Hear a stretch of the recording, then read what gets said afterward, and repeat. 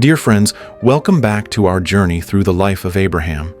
Today's chapter is titled The Divine Guest, and it invites us to consider a very personal and deeply spiritual question.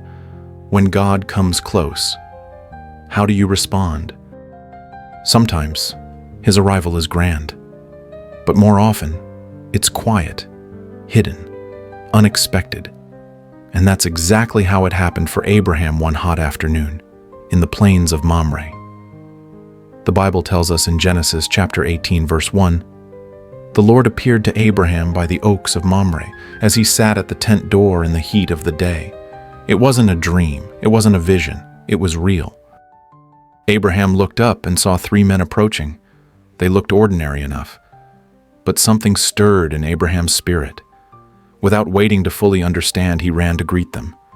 He didn't walk. He didn't wait. He ran. This moment, this response, says so much about Abraham's heart. There was no hesitation, no calculation, no pride. He bowed himself low to the ground and offered shade, water, rest, and food. And not just the bare minimum. He asked Sarah to bake fresh bread from the finest flour. He ran to the herd to choose a tender calf.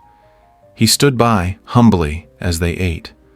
What Abraham didn't yet know was that one of these visitors was the Lord himself. Yes, God had come, not in a blaze of glory, but as a quiet guest, veiling his majesty in human form. We call these moments pre-incarnate appearances of Christ, times when the Son of God came to visit his people long before he was born in Bethlehem. He came because he delighted to walk with the humble, to dwell with those whose hearts were open. In Proverbs chapter 8, verse 31, it says, "He rejoiced in the inhabited world and delighted in the children of man." This wasn't the only time Jesus did this. Throughout Scripture, we see him step into ordinary homes. He dined with sinners. He broke bread in Emmaus with grieving disciples. He healed Peter's mother-in-law at her bedside. He said to a tax collector named Zacchaeus, "Today I must stay at your house." That's found in Luke chapter 19, verse 5. Jesus was always knocking, always coming close, and he still is. In Revelation chapter 3, verse 20, he says, "Behold, I stand at the door and knock. If anyone hears my voice and opens the door, I will come in and eat with him, and he with me." But here's the sobering truth. Not everyone recognizes him when he comes. Even Abraham didn't fully realize it first. And inside the tent, just behind a curtain, Sarah overheard their conversation. She heard the promise, straight from the mouth of God. "I will surely return to you about this time next year, and Sarah your wife shall have a son." That's Genesis chapter 18, verse 10. And how did she respond? She laughed. It wasn't joy, it was unbelief. She was old, tired, long past hope. But nothing is hidden from God. He asked, "Why did Sarah laugh?" Then he added one of the most powerful questions ever spoken. "Is anything too hard for the Lord?" That's Genesis chapter 18, verse 14. This question still echoes today. It's a question that cuts through fear and cynicism. It confronts the places in us where we've quietly given up, and it calls us to trust again. Sarah denied laughing. She was afraid. But God simply said, "No, but you did laugh." Those were the only recorded words God ever spoke directly to Sarah. And yet they were enough, because something changed in her. Later, the book of Hebrews tells us this about her, in Hebrews chapter 11, verse 11. "By faith, even Sarah herself received strength to conceive, because she judged him faithful who had promised." Her doubt turned into faith. But it all began in the quiet of her tent when God came close. So again, we ask, when God comes close, how do you respond? Abraham ran to serve. Sarah stayed hidden, listening behind the curtain. Each revealed something about the heart. And even today, Christ still comes in disguise.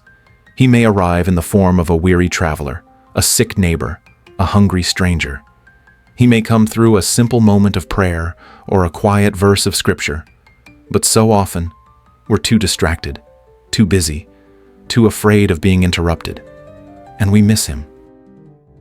That's why the Bible urges us in Hebrews chapter 13, verse 2, "Do not forget to show hospitality to strangers, for by so doing some people have entertained angels unawares." Hospitality isn't just about meals and beds. It's about heart posture. Are we open? Are we ready?